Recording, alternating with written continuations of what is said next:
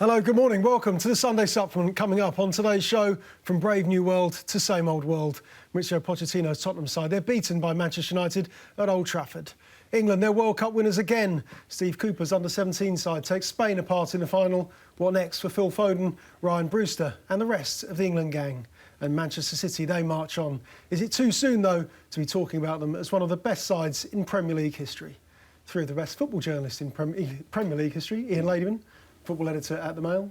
Jeremy Cross is the chief sports writer at the Daily Star. Jonathan Northcroft is the football correspondent at the Sunday Times. They're all here for the next 90 minutes. Good morning, guys. Good to see you as ever. Don't forget, you can tweet the show at Sunday Sup. The best will appear on your screen over the next 90 minutes. Let's have a look at some of the papers then, reflecting on Manchester United's victory over Tottenham yesterday at Old Trafford. Buoyant Mourinho, though, he tells the critics to pipe down. But who are those critics? We're coming straight on to that subject in part one this morning. It's the silence of the fans. Mourinho turning to the Sky cameras yesterday, straight after that victory. The window shopper, this is Philippe Coutinho. He's off for £150 million, according to Steve Bates in The People, and Jurgen Klopp will get to spend every single penny of it. The Sunday Telegraph reflecting, as a lot of the papers do this morning, on England's under-17s triumph yesterday, that 5-2 victory over Spain. They are on top of the world. That's the Telegraph. They're kings of the world in the Sunday Times this morning.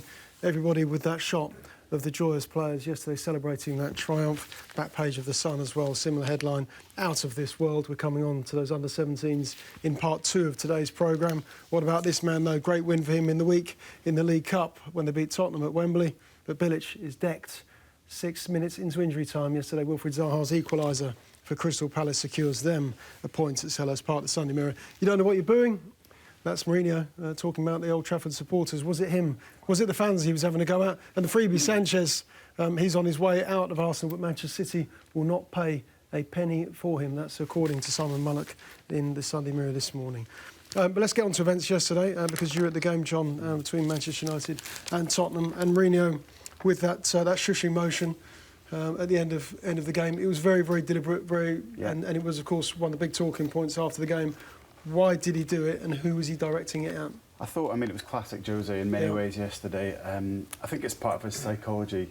He feels he fights the world sometimes, and I thought the shushing gesture was one of his little sort of signals of I've won again, a bit of victory against critics, against fans, against us.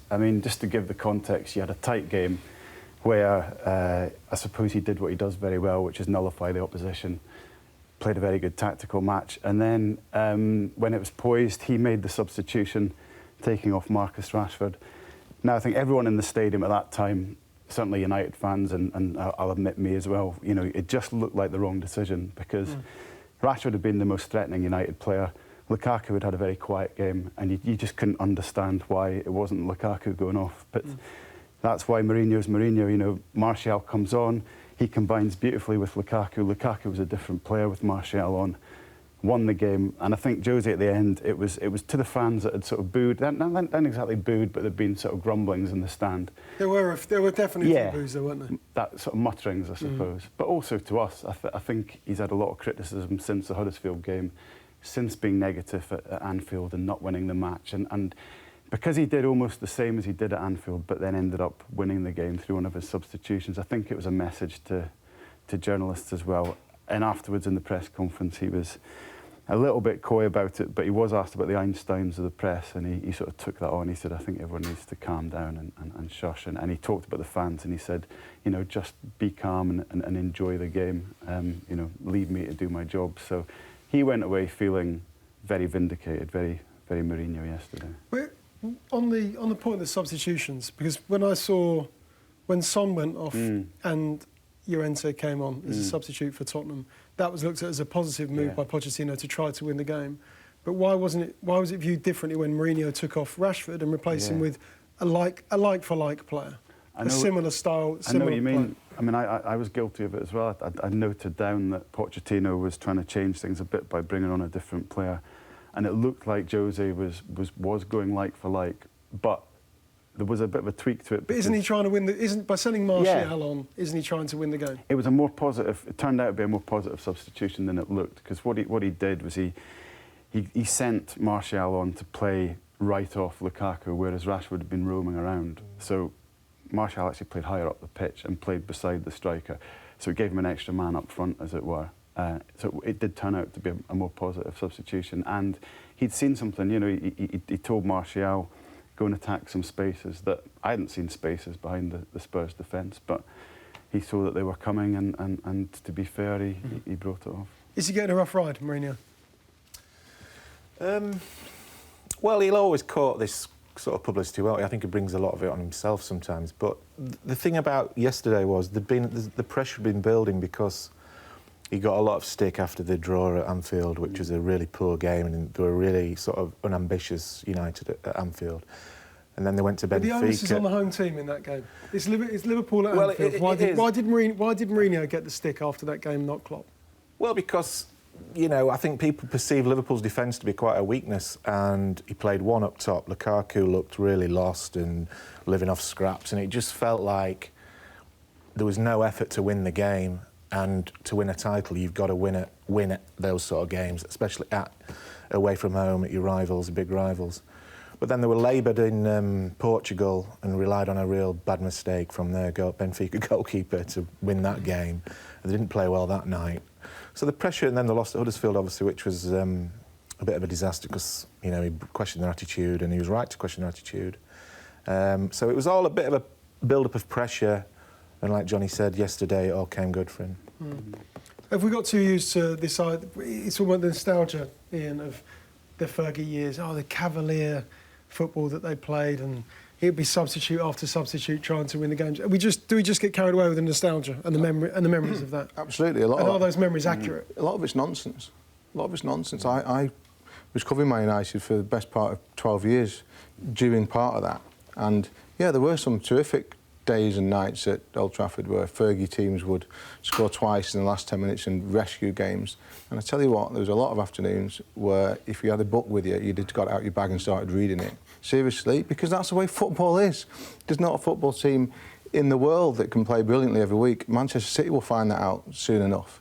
The stick that Mourinho got after Anfield is, in my opinion, what is motivating, or what motivated that gesture yesterday. He hates this image of anti-football, of his football being anti-football. He can't stand it. He's a pragmatic guy, and he thinks that to get an away point at Anfield is a good point. I happen to agree with him on that. As long as I've been watching football, that's always been a good point for Manchester United or anybody.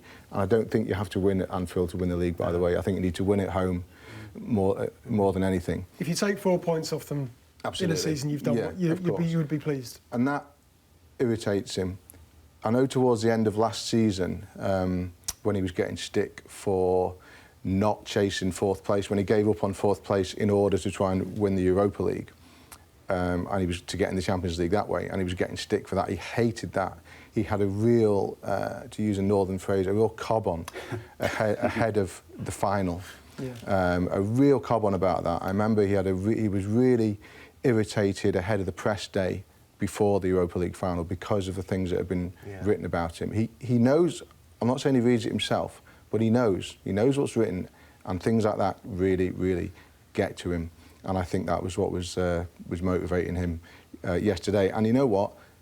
On the back of winning against Tottenham, that point at Anfield now looks like a really, really good point. A really, really good point. It looked a bad point because they then went and lost at Huddersfield. Now, if they'd have gone and won at Huddersfield, the point at Anfield would have looked better. Because they didn't win at Huddersfield, it made that point at Anfield look, you know, not that great. But now, you know, things change very quickly. As Manchester United manager, have you got a responsibility to, first and foremost, responsibility to get results or to entertain? Get results. You've got a responsibility to win trophies. But is that the primary responsibility of a Manchester United manager? Yeah, it's the responsibility of any manager. Yeah. So why do we obsess with the entertainment value and the entertainment factor? Yeah, I think style does go with the job at United. I agree that the prime job's to win, but it is a club built on the traditions of Busby, who, you know, used to tell the players, look at all these guys working in the Salford docks. You know, they come to the stadium expecting to see a bit of magic, and Fergie carried that on. I mean, Ian's right, it wasn't always amazing under Fergie, but it was attacking football. Well, that title Fergie won, his last title, how that team won the title that year is still beyond me. They were such a mediocre team, and they were really poor to watch. They were a mediocre team. that had Robin van Persie scoring a load of goals and a manager who was absolutely desperate to atone for what happened the previous year when City had nicked it in the last second, and that got them through, and that said everything for Fergie's brilliance. I mean, it's a different subject, but they weren't the great entertainers that side, though, were they? Absolutely. And, you know, the fans took that title with open arms. Ahead of before United went to Anfield, from what I could see, United have been playing some pretty decent football this season. They've been scoring goals at home. So, and I think that is what made some of that criticism slightly unfair, was that people were almost suggesting as though this was what Manchester United are like under Mourinho, when in fact this season they hadn't been. They'd actually been playing some quite good football, scoring goals, and then he went to Anfield and decided to close it down, and which I think he was within his rights to do that. They've scored more goals than Tottenham this season, and everyone lauds this Tottenham side as the best. You know, one of them and City are the two best teams to watch. But they've scored 4 goals, United, in four games this season already. Was there a deliberate reminder yesterday in Mourinho's programme notes? He said, "But by the way, we're not doing bad in the Premier League. We're almost through to the Champions League knockout phase, which they can do on Tuesday night against Benfica at Old Trafford. They've just won. They're into the quarterfinals of a trophy, the Carabao Cup, which they're actually defending, of course." Was that a deliberate point to say, you know what, things aren't that bad? Yeah, it was. It was. The difficulty he's got, though, he's right. If you just take all those arguments, it's hard to sort of go against them. But when you throw Man City into the mix, it's a context in which he's operating, and that's his problem. Any other season, they'd probably be 2 or 3 points clear at the top of the league. We'd be talking about them as the best team in the country, and it just happens that across the city there's a team, you know, setting new standards in terms of goals and the excitement that they're providing, and that's. It's so similar now to what happened to him when he was at Real Madrid with Barcelona being that thorn in his flesh, and he's going to have to live with that. But you know what? It motivates him. It helps his psychology, as I was saying earlier, and he's doing his job. You know, I think nearly half United's goals have come in the last 10 minutes of games. A lot of them have followed as substitutions. I felt he maybe was negative at Anfield, but it's justified now by that win at Tottenham, because he's 4 points from those 2 games is pretty good. You also need to remember where they've come from. Yeah. We all remember that night at Anfield in the Europa League under Van Gaal, which is only 2 years ago. They went there and were embarrassed. They lost 2-0, it could have been 5. And if you had been a Manchester United fan, you'd have walked home that night with your chin on the ground. Since that time, they've won 2 trophies. They're back in the Champions League and the second in the Premier League. And I would imagine if you're Jose Mourinho, you're sitting there thinking, well, what more do people actually want me to do?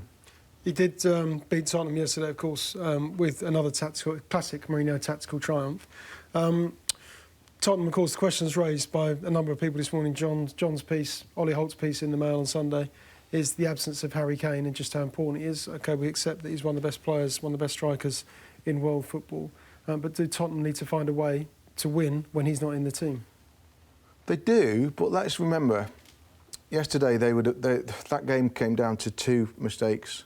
The first one was from Dele Alli, misses an open goal from 6 yards, and the second one was by Eric Dyer not covering off the Lukaku flick on. Those 2 things go the opposite way. Tottenham win the game, and everyone says, "Oh, look, you know, Tottenham are great. Man United are in crisis." So it was a poor game, settled by 2 hours. To answer your question, they haven't quite found a way to do it. Son is the best chance they've got of doing it. I thought he was terrific against Liverpool last week, and I thought he did OK yesterday. But what is telling, I think, about Tottenham, and Tottenham have been trying to find a second striker to replace Kane for about certainly for two summers. Janssen last year, now it's Llorente. And the problem they've got is that they've got to attract someone to come to the club who knows they're not going to play, because Tottenham only play with 1 striker. That's a really difficult thing to do. Really difficult thing to do. So you end up getting someone like Llorente who thinks, well, I'll go because it's a big club and I'll try and take my chances. Kane's injured for yesterday. Llorente doesn't play. Now, Pochettino's got his own reasons for that, but he doesn't play, and that answers your question in a way, in that they still haven't found a way or the person to replace him. He was missing for a couple of months last season, wasn't he? And they got through. They still had a good season. So I'm not saying that they can't win without him, because they can, and I'm sure they will. But that problem of what do you do when he's not there? Who do you bring in? Who is your second striker is an issue. He mentioned yesterday in his press conference that Tottenham are a target now because of what they've done, because of the way they play, because everyone likes the way that they play and they're attractive and the manager's popular. The edition of his book, and Ian wrote about it in the Mail on Friday, wasn't it? Friday. Another piece yesterday by Adam Crafton about that book. Does that add to the notoriety? Does it increase the pressure on the club? Having that added element of a manager who's talked all about what he's doing, his own ideas, his own impressions of English football, of Tottenham and how he's going about things. Does it make teams want to beat them more? He's projected himself and his team certainly as this sort of special project in action, rather like Guardiola's done from the start at Man City. So it does make them a target. I suppose they're a neutral's favourite. Everyone seems to love Tottenham and gives them a lot of praise, which I think opposition teams hear and want to do something about. I think that the Kane thing comes into this. I still think they lack that big personality as a club or as a team that maybe Pochettino's trying to achieve partly by projecting things in this way, but they're just not there yet. I think they fall short of that. I think they fell short of it yesterday. At the end of a tight game against rivals, they managed to lose it. In midweek, they lose in the Cup to West Ham at home when they're 2-0 up. And this follows just the point where you think they've really arrived in the season, where they beat Liverpool. So if he's put himself up there a bit more to be shot at, as it were, he and Spurs have got to start dealing with that if they are to be a big club, a really big club. Because if you flipped yesterday's game round and imagined United losing in that circumstances, we'd be killing them. We'd absolutely be killing them. If Arsenal lost a game like that, we'd be killing them. Spurs need to be thought of as a big team if they are going to win something, and they need to live up to it. And defeat on Wednesday night against West Ham when they were 2-0 up and cruising, but that seems to have been arrogance there, wasn't there, in the second half. Do you think so? It came across that way. The best thing that could happen to Pochettino is he can win a trophy, any trophy. Here's a question: how long? I'm not suggesting for 1 minute that Pochettino's job would ever be under threat, but how long would you go saying we're nearly men, we're bridesmaids, not the bride? They won one trophy in 26 years, and Pochettino is clearly an intelligent guy, a manager who does things the right way, very self-assured, and he's taking that team in the right direction. But they finished second, third. That was a great chance. They've gone out of the Carabao Cup. They're probably not going to win the Premier League this season. They're not going to win the Champions League. Why not? Well, I think City will win the Premier League. I don't think they're anywhere near good enough to win the Champions League. So where does that leave? So therefore, what I'm saying is they're probably going to go unless they win the FA Cup. They're probably not going to win another trophy this season. So that's 3 or 4 seasons without a trophy. How long do you let that go on? Just wonder slightly about the squad as well. I thought it was telling yesterday that Sissoko played. They wanted to sell Sissoko in the summer. Sissoko's only there because they didn't get a proper bid for him. All of a sudden he's playing. Dembele's coming back. Dembele's got this issue with his ankle. Wanyama's got a knee injury, which I'm led to believe is very, very serious. I'm not sure we'll see him again this season. They've had Harry Winks come through, and what a good player he looks. I thought he did OK yesterday.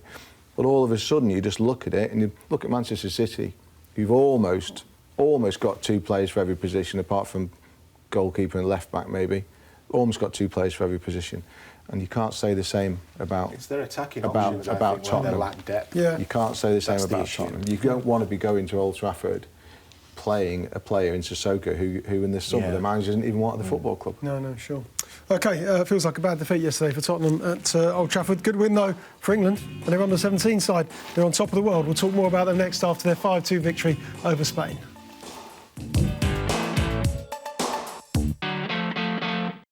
Some big decisions yesterday for sports editors, what to put on the back page or the front page of their sports sections.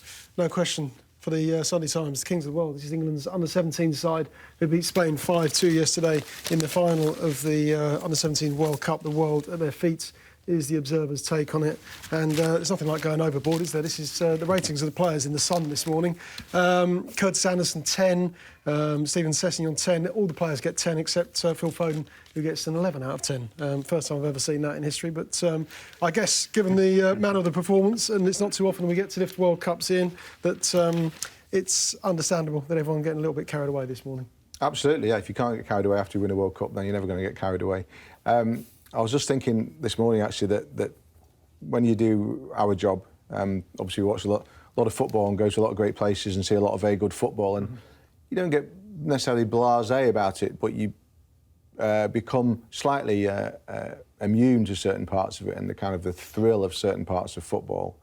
Well, I tell you what, I watched that game on the telly yesterday afternoon, and that was absolutely uplifting. It was the best football on television I've watched for a long, long time. In terms of the way that I engaged with it and the excitement I felt watching it. And for all the people out there and probably us sitting around this table who sometimes question whether we've really got the ability to play the way some of the other countries in the world play, whether we've got the right coaches, whether we've got the right academy system, whether St George's Park works or is just an enormous waste of money.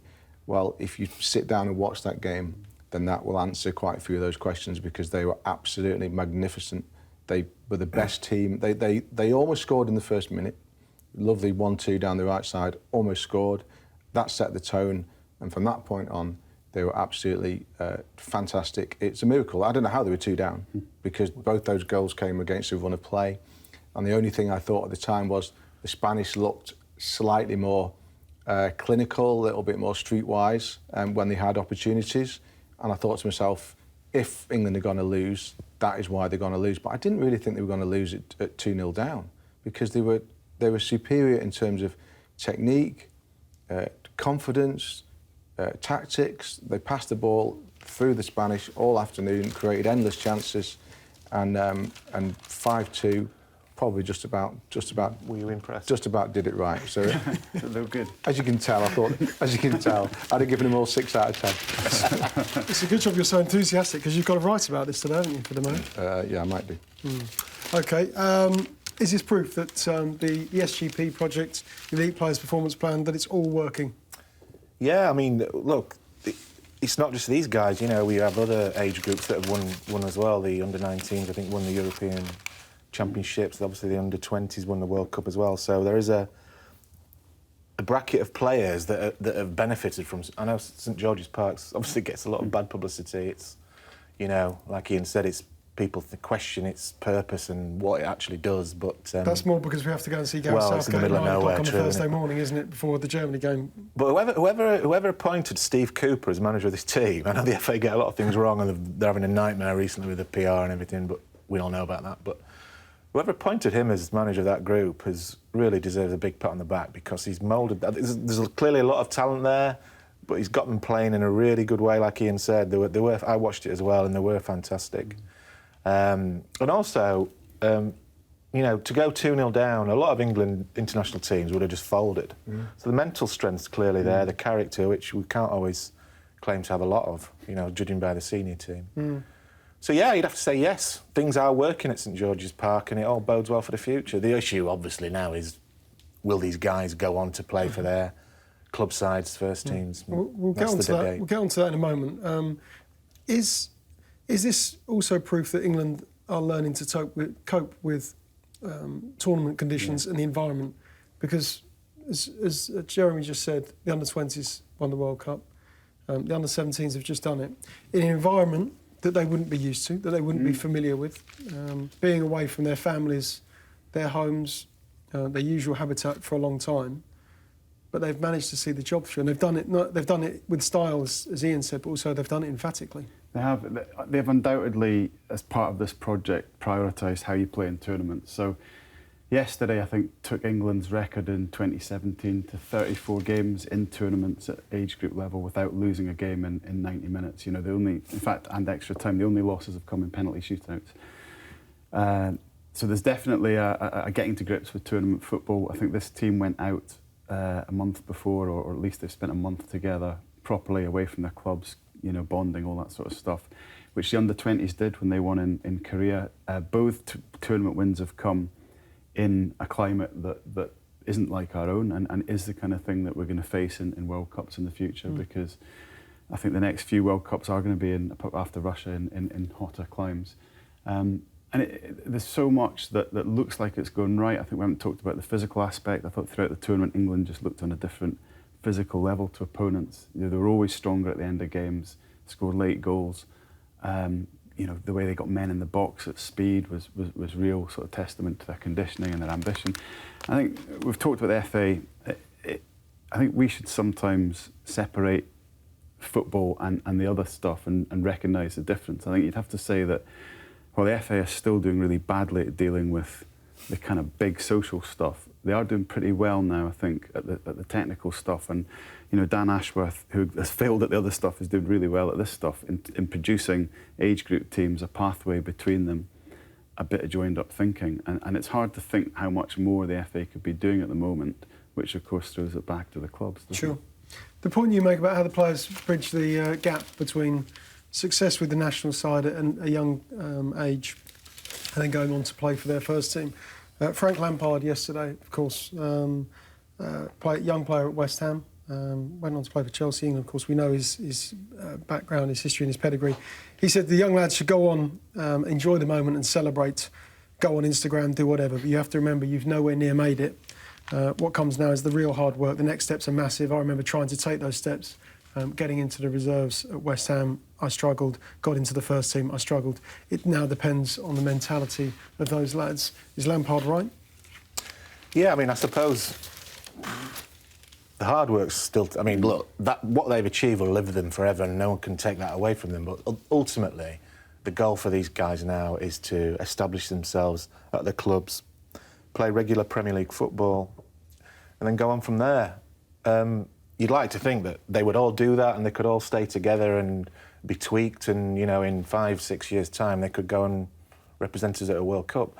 I doubt that will happen. Some of them, you know, won't get the opportunities at the clubs. I think out of the under-20 team that won, I think of the 13 players involved in the final, between them made 11 Premier League appearances this season, and 6 of those are Calvert-Lewin at Everton. So that's a sign of how it works when they go on try and make that next step. What do you think? The problem is clubs have so much... A lot of more than half this group that won yesterday, they're all associated with the top 6 clubs like Chelsea, Liverpool, Man City. Now, Phil Foden, who's been the player of the tournament, who I saw play actually in America in the summer, and he was outstanding, and Guardiola...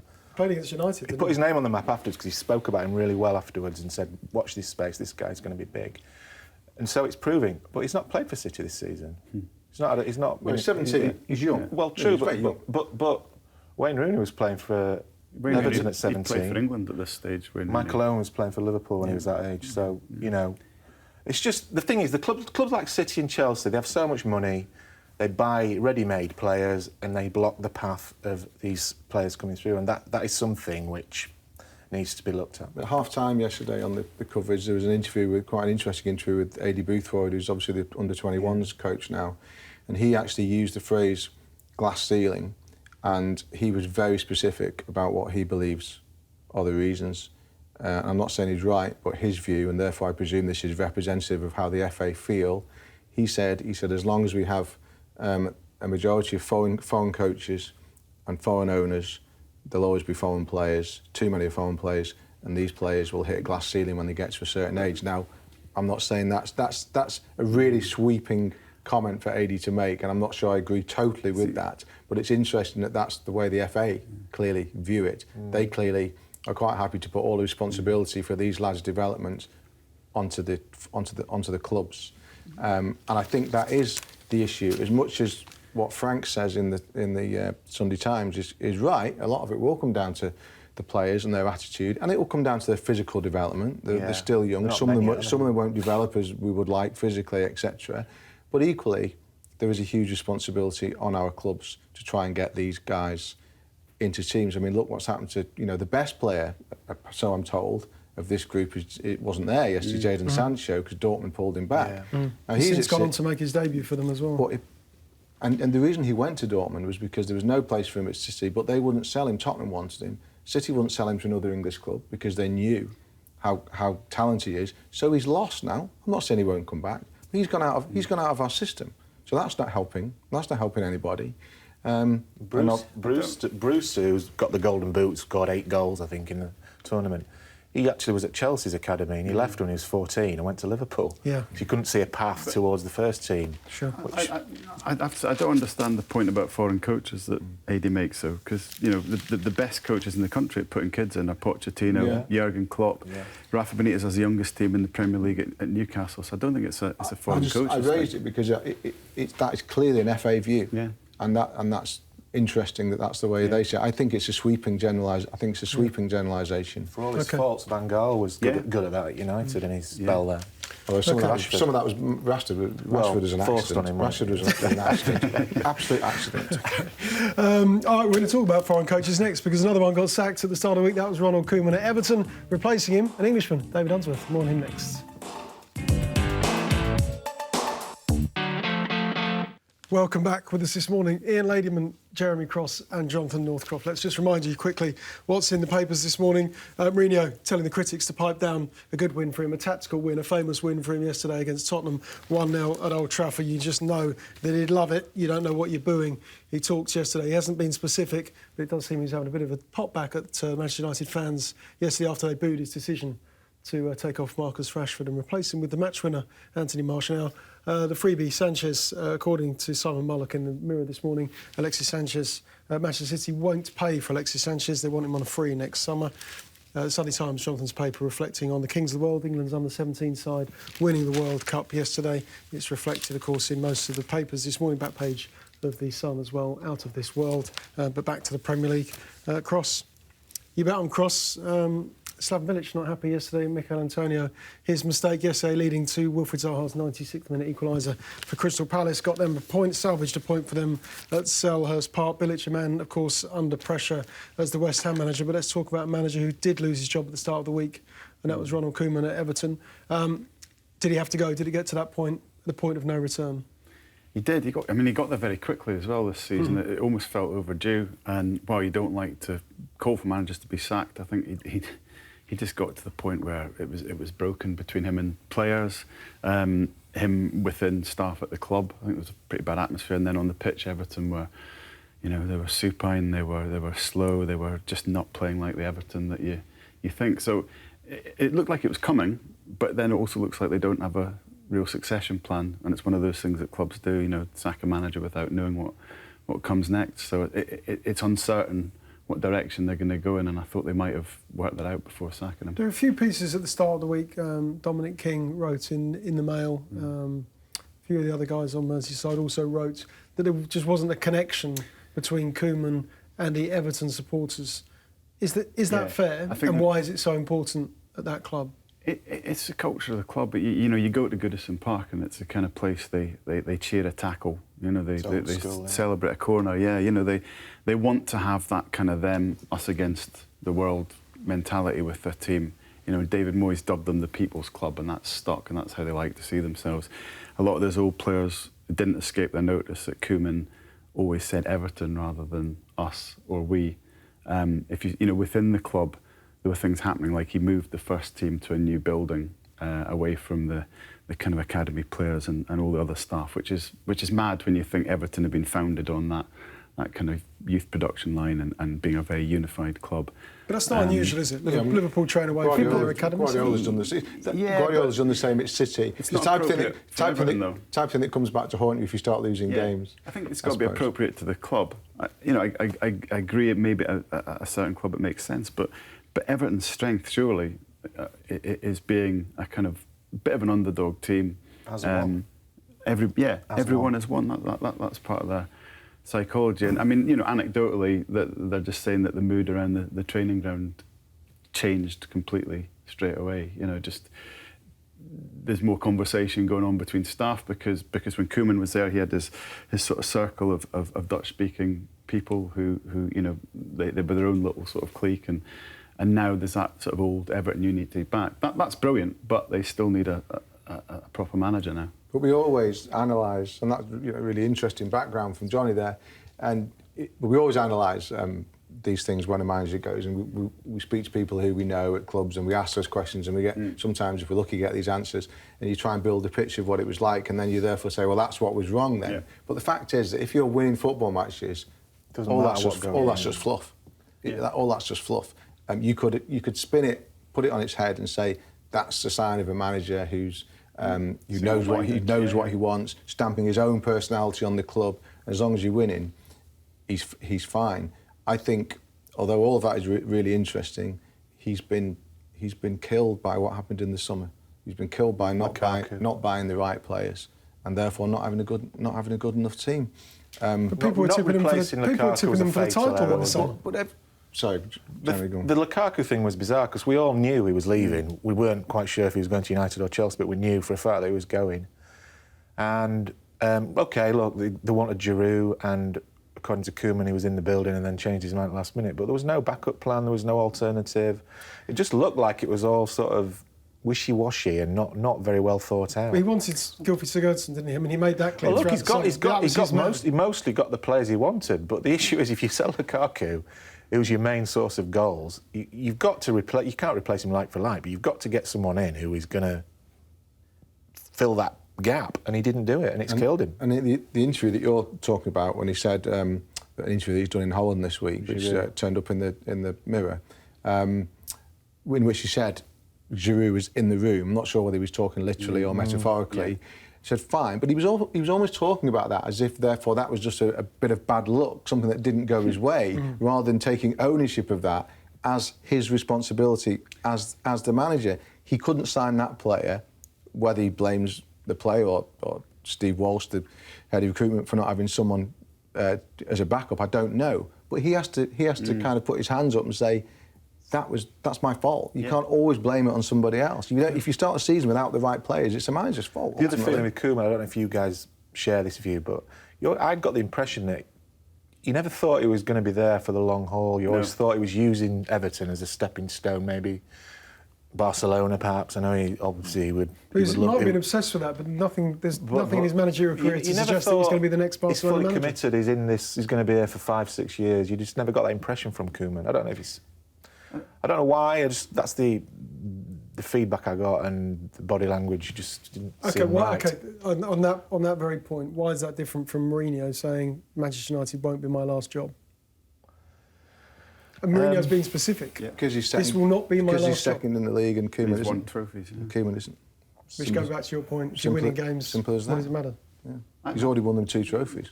Yeah. And he will win more. It's guaranteed, isn't it? You know, he will win more trophies. I think there's an issue at Everton, which we saw in the transfer window, and we're going to see now, which is a club that's been pulled in different directions. You've got, if you're thinking about the 3 number 10s they bought, you know, you had Davy Klaassen, which was a Koeman pick. You had Bill Kenwright himself almost bringing back Wayne Rooney through romance, and then you had Sigurdsson, who, you know, maybe was a collective thing, but Mashiri was keen to make his statement signing and put the money behind it. And it is a club that used to be unified and has now got these competing sort of influences, and I think we're going to see it now with the choice of who the next manager is. You know, I think Bill and the old school Everton people want an Evertonian. They want Unsworth to succeed, and from what I understand, Mashiri's taking lots of advice from agents and other people, and coming up with some more sort of exotic names. There's nothing wrong with Kenwright and you say the Everton people wanting one of their own to succeed, though, is there? Well, this is not good, at all. that should be seen as a good thing, right? But the club's got to decide what it wants to be. It's also a squad that's got some great young players, so are they going to build around that, or are they going to build around all their signings? I'm not sure who Everton want to be at the moment, and whoever comes in is going to have to be decisive enough to impose that, give them their identity back. Any chance of Moyes? That was a story last week in the Mirror, last Sunday, Simon Mullock's story. I think there's a chance. I don't think it's the likeliest thing. I think he'd be open to it because Everton's still, you know, much in his heart. He's got a good relationship with Bill Kenwright. But I think there's difficulties, which are the supporters probably want something new. You listen to some of the ex-players, they're talking in the same vein. So I think there'd be a bit of convincing to be done. It won't surprise you, but I think it would be a good appointment. And Sean Dyche, you've interviewed today in the Sunday Times. Would that be another potential appointment? Is he a candidate? Yeah, I think he'd be perfect for Everton. Absolutely perfect. You know, on the up, has improved Burnley no end. Can build the club from top to bottom. I think has a potential to win. From what I understand, he's likely to get passed over for that one because the choice comes down to either the Evertonian or the foreigner, and Sean sort of falls somewhere in the middle. OK. Another managerial appointment that has been made this week is Leicester and Claude Puel. Why did they appoint him? Why did they turn to him? Well, he was available. It didn't cost them anything. You could argue, was the cheap option. But look, there's been a sort of great big feeling of... There's been a great big feeling of sort of underwhelming feeling. I can feel it apathy towards it. And look, you know, the guy's a bit dull. He's very sort of... He's not got a lot of charisma. But he had a good season at Southampton. You know, they were selling the best players and he got them to 8th and the League Cup final. They lost, but they outplayed United by and large.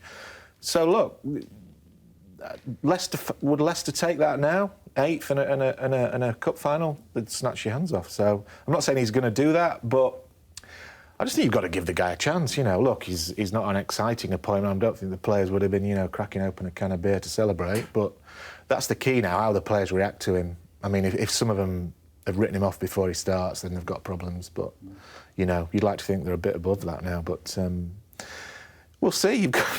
He did well at Southampton, you can't deny that. So, you know, he could well be I mean, look, people were questioning Ranieri's appointment, and look what happened there. I mean, Johnny spoke about Everton having an identity crisis or issues with identity. I would suggest that Leicester are probably in the same boat now, simply because of what happened two seasons ago. And I'm not sure whether Leicester's owners look at the club now and really know where it should be.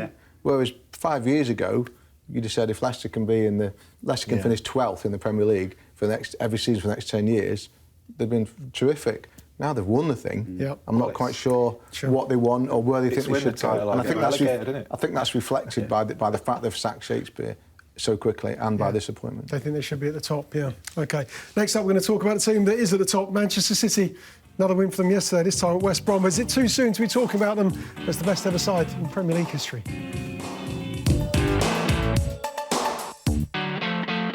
OK, the sort of section that will pass unnoticed on a Sunday morning. Manchester City, another win for them yesterday. Are they the best team we've seen in Premier League history? They're top at the moment. They're 5 points clear of Manchester United. As we know, they're taken on all comers. They've won every game away from home. OK, they drew one earlier in the season against Everton at the Etihad. But they do look the part, for sure. But are they up there with the best? It's a bit soon to judge. Look, I watched the highlights of their game at West Brom yesterday and they were amazing. The way they pass it and move, they play with such speed. They've got such a sort of attacking arsenal going forward. I just can't see how anyone's going to stop them. Aguero didn't even play yesterday and, you know, they didn't miss him at all. That's the measure of the options they have going forward. Sterling, I think, has got almost into double figures now with goals. He's really improved as a player under Guardiola. They have no weakness, really, to be honest. And they're great to watch, but they haven't won anything yet. So, you know, look, I would say the team, the 99 team, United team, stand alone at the minute. But, you know, if City go on to win the Premier League and again, then maybe you could start saying they are the greatest side we've ever seen. You said they look unstoppable, but because of the way they play and the way that you enjoy watching City play under Guardiola this season, do you want more of this or do you want somebody to stop them? Manchester United, Liverpool, Chelsea, Arsenal. Well, we want a competitive Premier League. But when you're enjoying a team play so much, you want more and more of it. Well, it would be interesting. It would be good to see a manager come up with a plan to stop it because, you know, it's a real challenge. And yeah, it would be good. It would be good because you don't want to see City winning every week, really. I mean, as great as they are to watch, you want it to be tight. They're already 5 points clear. They could be home and hosed by Christmas at this rate. Jurgen Klopp said January, but you've gone Christmas. Yeah, and you look, they're a breath of fresh air, and they now look. Last season, it was Guardiola's first season, and people were quick to write him off, myself included. But he was feeling his way a bit, and he was, getting used to the vagaries of the Premier League. But he clearly looks like he's got it all worked out now, and they're a formidable unit. Yeah. For you, Lado, what's the best teams that you've seen in the Premier League? The team that had everything. I'll just answer a slightly different question before I answer that question. And I'll just say briefly about City. They are terrific to watch, and it's been great to watch them evolve, etc. And some of the football they play is absolutely thrilling. I watched the highlights last night. They won 3-2. West Brom had some chances. They had some chances in the air, which made me wonder if that kind of little Achilles heel he had last year of, the across the back four conceding goals might just come back again, might. And also, I was at the City-Napoli game in the Champions League a couple of weeks ago when they were 2-0 up after a quarter of an hour, and I thought they're going to score 7 here against a team leading Serie A. They were astonishing, and then it changed. Napoli got back into it, and the last half an hour, the one thing that City had to do was close that game down. They couldn't do it. They could not do it, and they were hanging on at the end. And they won, but if you're going to win a Premier League or win a Champions League or be the best team that we've ever seen, there's got to be another side to you. You can't just go out and be the Harlem Globetrotters every Saturday. There's got to be another side, and it'll be really interesting to see if City have got that other side yet as we get further down the line. I think they'll win the league. I think he's right, but that's just two things just to throw in there before we start to get overly excited about what is a fantastic footballing team. The best team that I've seen, bit repetitive. The '99 team simply because of what they won, but I won't repeat what Jeremy's just said. And also, there's Man United teams of kind of 2007, 2008, 2009 around that period when they had some great players. People like Ronaldo and Rooney at his peak and Tevez. But they also had they were physically impressive. Yeah. They were hard. They had two centre halves that would have got in any team of the ages of Ferdinand and Vidic. And they had a personality. They were dogged and cussed, and they could be horrible when they wanted to be, which all came from the manager. They were a very, very good side. And I think time will tell whether City can evolve into that complete unit, but City certainly play some of the best football, if not the best football I've seen in the Premier League for years and years. They are absolutely spellbinding to watch when they're on it. Yeah. The Invincibles, 2004, the Arsenal side. I think. I know Fergie said they had a lot of draws. Yeah, he did. Yeah, It was 12, that was his big thing. Bergkamp was dirty and they had a lot of draws. That was his take on that team. But Ian's right. He used the word evolve. I mean, the City team's got the potential to be something incredible, something great. They're breaking records already. I think they had the most passes ever completed in a Premier League game yesterday. They're probably going to beat the goals record. They may beat the points record. But they are a young side, and they've got the potential and the manager to get to those heights. But at the moment, we look at the Invincibles, we look at the 99 United side, the 2008 United side. You've got to throw in Mourinho's first Chelsea side. They were grown-up teams. We can all think of the kind of characters, figureheads, guys on those sides that could win any game. And I think any of those four teams you name, if you put them on the pitch against the City team right now, I would fancy the four sort of historic teams rather than City, because of what we've been talking about, that they're still finding that sort of extra side to their game, and they're still young. They've still got vulnerabilities. But just look at that group of players. If you had an opposition manager, Jeremy said, OK, you've got to find a way to beat them. People are trying everything. How do you create doubt in their minds? Because it's something that Mourinho will turn his attention to in the fullness of time, isn't it? To stop City, he's going to have to create some doubt to make them think, actually, are we this good? That's his only realistic chance, isn't it? You've got to somehow stop the supply to De Bruyne and Silva. You've got to stop them getting on the ball in midfield. Then you've neutered a lot of the attacking threat, and you've got to pressure them at the back. I know we always say this, it's almost a cliche, but Napoli were on City right to the end, on those defenders, making them make errors, make mistakes. I think you've got to match them for intensity as well, which is what Napoli did. They pressed as hard as City did. It's a really hard mix to produce to beat that City team. But I think they are still beatable, definitely, in a big game. If they have one weakness, maybe not a weakness, but they can be vulnerable at the back, can't they? They miss Company. Look, when Company's in that team, you always feel more assured that they are going to, not concede a goal.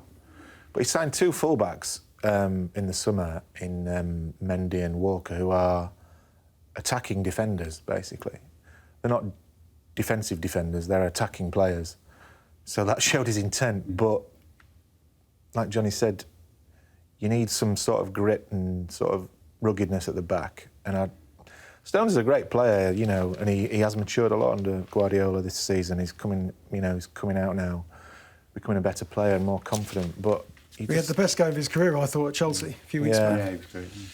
I've not seen you just him think look they're lacking composed. that sort of toughness, I think. There will come Do you know a what I point. mean? There will come a point, won't there, in the season? Because there always does, whether it's in the Premier League or in the Champions League, when you have injuries or suspensions, you lose a bit of form, you lose a couple of games, and things aren't going quite right. And that is the time when you've got to sit and you've got to look around that dressing room as a player and look at your teammates and think, is that bloke there? Is he up for this? Is he up to this? Is he up to it? Is he up to it? And it's only when those questions come then you really find out. Things, yeah. Last season, you could argue that when those questions came from Manchester City, They were wanting, weren't the answers weren't what the ones you'd have wanted. So they look like, I use the same word, they look like they're evolving, and maybe the answers this season will be different. But The one player is evolving at breakneck speed is Raheem Sterling. He's 1 goal behind Harry Kane in the Premier League goal scorers. Harry Kane's got 8.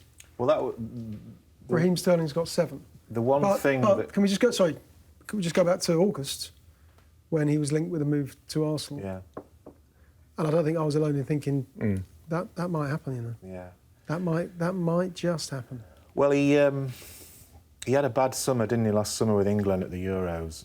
And I know Guardiola contacted him because he got dropped by Hodgson, didn't he? He left him out. And Guardiola rang him to sort of give him a bit of a boost. Yeah, he said, "You're my man." Didn't Yeah, and that's good. That's good on Guardiola's part. But he really has come on this season. He's playing more. And the one criticism of Sterling I had, which a lot of people had when he was at Liverpool and then when he went to Manchester City, was his conversion rate was poor. When he got chances, he didn't score enough. And there was not a lot of end product from someone who's clearly a very gifted player. But he's changing that now, and it's a great start. That 9 goals. Has he got 9 goals this season? 7 in the Premier League. 7 in the Premier League. Another one yesterday. Yeah. Pep has always said, "I was never going to let him leave." Is that accurate? Well, what I do know is that Sterling himself, or certainly people who work with Raheem and work for him, were certainly concerned, and I took that at the time as being a mirror of what he was thinking. It's not always, but I presumed it was. Certainly, people around him were thinking, where's our boy going to get in this team? When you look at the players that they've got. Now, I don't know whether Guardiola is thinking, yeah, we'll sell him, or well, he'll just be on the bench. Just because he's not going to be in the 11, you still might want him around. If there had been a chance to involve him in a swap for Sanchez at Arsenal, then I'm sure they would have thought about it. But the bottom line, it just shows, doesn't it, that sometimes fate can work for you, and things don't fall into place, and so you end up staying at a club. And look at him now, like you say, confidence sky high, looks absolutely on top form. The issue for Sterling will be next summer, because City will sign Sanchez, probably on a free transfer, and hey-ho, another attacking wide man thrown into the mix. Yeah, I wonder if that'd be a mistake, signing Sanchez. At the start of the season, I thought that, what a great signing. Well, do they need that would be, yeah, and you've got Sané developing so well. Can you have too many good players? Yeah, and well, Newcastle famously, wasn't it, when they signed Asprey, and it was just that one attacker too many. Also, Sanchez always gives the vibe of being slightly an individual, not quite wants buying to be the into number one. Yeah, he wants to be and the I main think man. you've got to put in such a shift. He wouldn't be the for main City. man at City. He's not great off the ball. Share that, yeah. Guardiola needs that. So I wonder if it'd be a mistake. Yeah. Who is there one player in that City side that you feel has to play, that knits it all together? De Bruyne. It's De Bruyne. Silva. Fernandinho as well, to be honest. Yeah. He had a good game yesterday. He does a lot of work that goes unnoticed because all the glitz and glamour in front of him, but he's pretty much a complete midfielder. And this is one of the problems for someone like Phil Foden, because we all sit here and say, what a game he had yesterday, and he did, play with the tournament, etc. Absolute class apart in the final. How does he get in that team? Who does he replace? No, I'm not talking about now, but say in a year's time. If he did, who does he replace? Bernardo Silva. Apart from David Silva, these are young players in City's team. Yeah. These are young lads, established. They're not going anywhere for a while. You're impressed with Foden, of course. Everyone has been in that World Cup because the talismanic presence in that side, Ian. But if he did play for City right now, would he look out of place right now? He might look out of place physically. He's quite slight. He would not look out of place technically at all. No way. Mm-hmm. Is it only a matter of time? Then we've seen him in the summer against Manchester United when Guardiola talked enthusiastically about him. But in terms of progress, no, it's not only a matter of time because of the things we're talking about. The players. But is it important that Guardiola finds? Okay, look, you've got 7 substitutes. Is it important that Guardiola says, okay, 7th substitute, and you start integrating the player into the first team squad in that way, or does it just work differently at City? Is it important for who? For City or for him? For the player. It's very important. It's very important for the player because the other alternative for the player is to go on loan. Fine, you go on loan, but where do you go? You've got to go to the type of club who is going to allow you to play that way. Celtic wanted to take him on loan, didn't they? You know. Yeah. I was going to say something rude about Scottish football then, but I won't. But he's got to go to the right club. He's no point going to a club where he's just going to watch the ball kind of go like this above his head all game. Does he go to? Will City let him go to a Premier League club? If he goes to a Championship club, does that do him any good? So this is the balance in that we're talking about when it comes to trying to develop our young players and let them play and let them breathe without exposing them to things that aren't going to do them any favours. So from his point of view, I think it's pretty crucial in the next 12 months, 18 months, he starts to get onto the fringes of that City squad. I mean, these players are so young, guys, but I think back to 2006 Champions League final, Arsenal and Barcelona, and Iniesta and Xavi were both on the substitutes bench. Maybe 24, maybe Xavi was 24, Iniesta maybe 21, 22 at the time. Messi was thereabouts as well. He wasn't on the bench. He wasn't on the bench. He was in the squad, but not on the bench. He was 17, I think. I mean, I think that there was a. But that shows you how long you think back. What great players they are, but actually they were 24 and 22, both on the substitutes bench. This guy's 17. It's true. I mean, I think that maybe was an exception because of how good Barca were. I think the top players, if you look at it, tend to be first-team players as teenagers throughout Europe, and it's making that happen at a club that's also trying to get somewhere fast. You know, it's not like they've got time at the moment, City. I think Guardiola feels he has to win the title right now. I think if he wins a title, then the conditions are there to put Foden in. Winks is a great example for him. Yeah. Winks is a great example for him. I think we didn't mention Latabodiere, the defender, but if you're looking at what City need long term, I mean, what a player he is, what a leader he looks. And he's only 17, it's harder for young defenders, but they could do with him evolving. Yeah, it's tough to break in, isn't it? Chelsea players have found it tough to break in the past. We're going to talk about them next because Antonio Conte will talk about his outburst on Friday afternoon before their victory yesterday over Bournemouth. More on him next.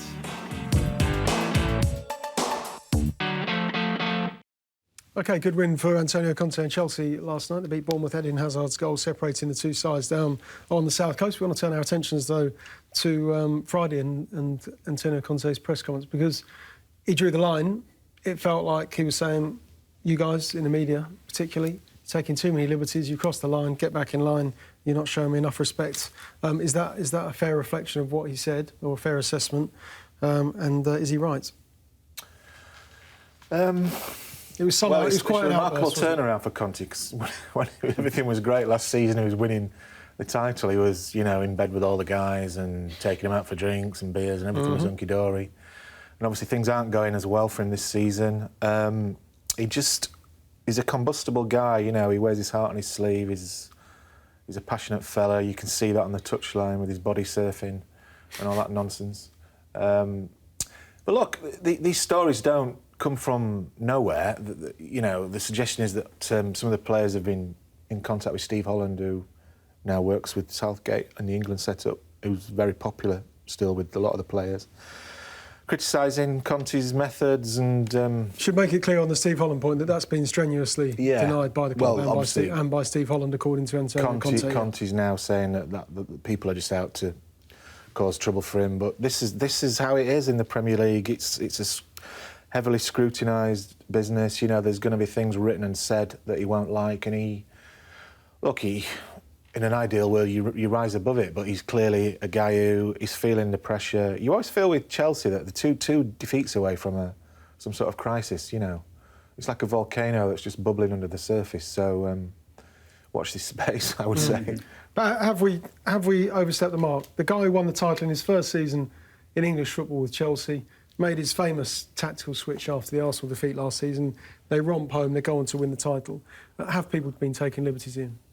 No, I don't think people have taken liberties. I think a lot of what's been written is reflective of the slight sense of unease that's coming out of Stamford Bridge and has been coming out of Stamford Bridge ever since they won the title, in terms of his future, in terms of player recruitment, for example. And Conte's been a brilliant addition to the Premier League managerial roster.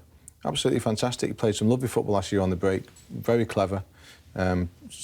Imposed his own tactical vision on the team and took them to the title. You know, first class. However, as we know, and as he knows, as a football guy, you've got to keep, and you've got to do it again. And he's got to ask himself, and I'm sure he has asked himself, and I'm sure he's had this conversation with his board. He wins the title, and he knows that the next season, Manchester United will be stronger under Mourinho. City will spend to get what they need under Guardiola. Teams will get stronger. Have Chelsea got stronger? Because they were going to have to get stronger. No, they haven't got stronger. Are they weaker? You could argue that they are, and that's down again to recruitment, and that's what he wanted. That was at the bone of his issue during the summer. Was let's get the players that we need. They lost Matic, for example, and I think that underpins it all. I think that underpins all of this. A sense of frustration felt by him that he hasn't quite got what he wants. Now, whether he's right or wrong, I must admit, I don't know, but I think that's what he feels. He hasn't got what he wants, and he's angry with the world because of that. The decision to sell Matic to United is baffling, I think. I just cannot fathom the logic in allowing a player of such influence to join a team you're going to be competing for the title. Is he that crucial to United? Yeah. I mean, Pogba's been out injured for the last 4 or 5 weeks. Yeah. So we've not really seen that Matic-Pogba axis work for a long period of time yet. But when Pogba's back, you know, Matic allows Pogba to go forward and do some damage and wreak havoc. And I know United sort of did fancy Eric Dyer, but I just think Dyer was an option simply because I think Mourinho genuinely thought, well, we won't get Matic from Chelsea. Matic was brilliant yesterday. Yeah. Herrera had a pretty poor game, and you didn't really He's very know it consistent, because Matic. he He's made such up a for it. solid player. I think going back to Chelsea, I just don't think it's a club that as a manager you're ever in control of. Yeah. It's not like other clubs. Other clubs, you arrive, you win, and then you get control. And Chelsea are always going to have Abramovich. You know, they've got Emenalo, the sporting director, who's been running things for, I think, doing quite a good job in many ways. But he has his own men, his own transfer targets, his own way he does things. You know, you've got the influence of agents. It's always been quite big at Chelsea because they've had big players and players who, when they're not playing, their agents will maybe notify a few journalists about their feelings. And just an air that the dressing room's always been as strong as the manager, probably created by the fact they keep sacking managers. So players look at bosses and think, you're not going to be around longer than I am. And that's, I think, at the root of Conte's frustration, that he is patently a man who wants to dominate his club, and he can't do that at Chelsea. It's just not going to happen for him, and he's got to come to terms with it. I even wonder if there was maybe at the root of all that speculation about his own future in the summer, whether he just felt himself, I've been here 1 year, but you know what, this is actually as good as it's ever going to get from me here. Yeah.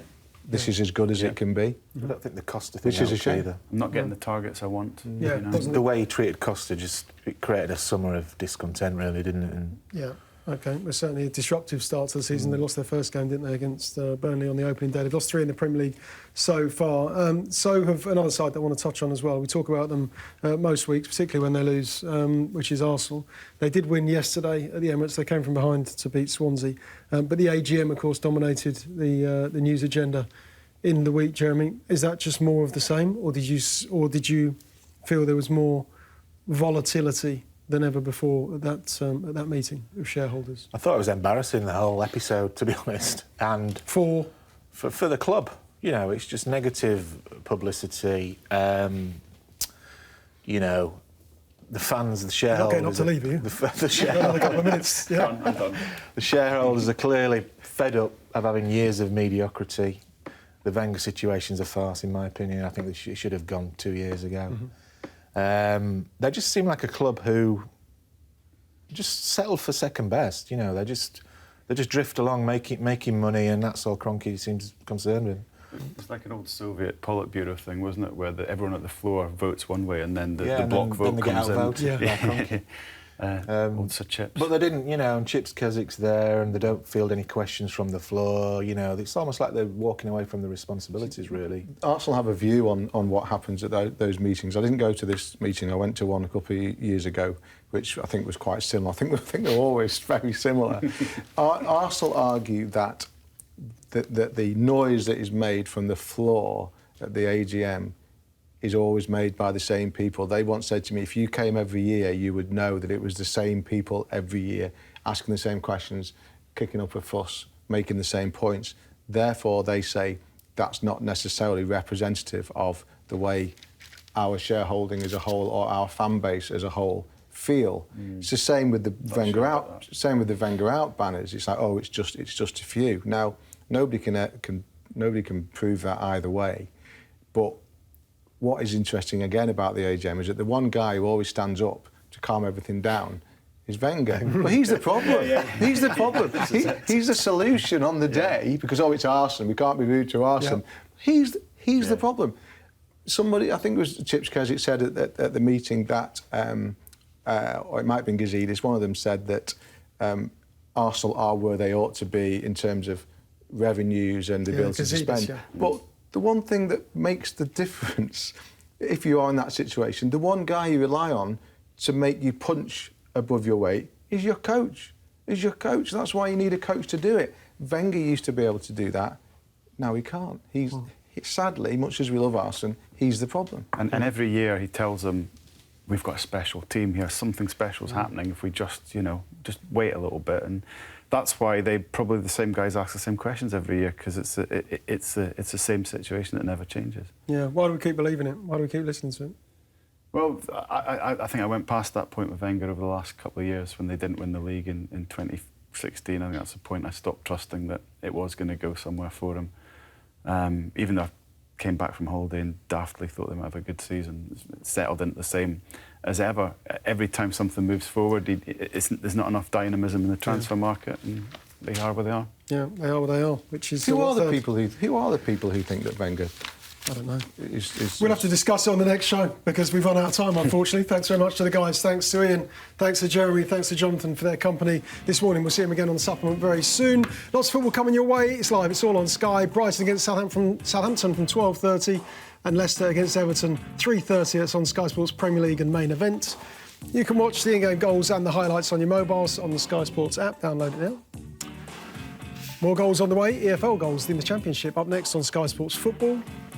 Ben and Cammy, they're limbering up. Goals on Sundays next. The blast from the past. Remember him, the white feather. Fabrizio Ravanelli, former Middlesbrough striker. He's next on Goals on Sunday. OK, don't forget you can download the podcast from all the usual places or you can catch up on demand. Thanks so much for watching. Thanks for all your tweets. See you next week. We're back here at the later time of 10 a.m. We'll see you then. Bye for now. Sky Sports. Feel it all.